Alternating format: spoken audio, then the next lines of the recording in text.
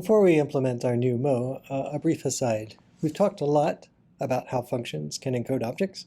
So here we can think of this as an object with an area and an is_bigger_than method, each implemented by a function that closes over some enclosing variables. What about the other way around, though? Are functions more powerful, or are objects just as powerful as functions?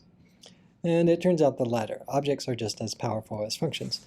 You just have to use the right encoding.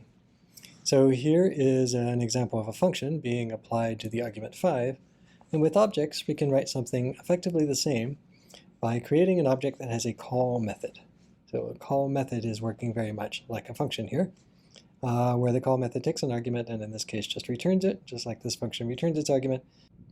And then we invoke the call method supplying the argument 5.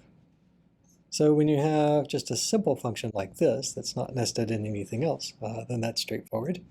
But we can also make a transformation work in general. So suppose you have a nested function here that takes a y and adds x to y, where the x is provided by the surrounding function. So here I have that nested function, and then I'm passing y in for x, and then 6 in for y. We can write that as an object by having an object with a calls method, and what it returns is a new object that also has a call method. So we can nest objects in the same way that we could nest functions. And because of that, it turns out to be equally expressive. Now our methods always take an argument named arg, so we can't just use that argument name in the same way that you use x and y here.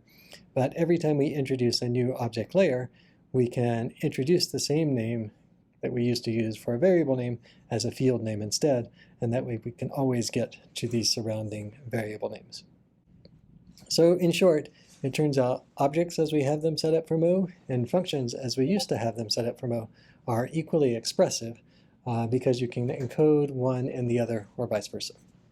Of course, neither of these encodings is particularly convenient, and that's partly why it's worthwhile to look at native functional languages and native object-oriented languages, even as different variants of Mo.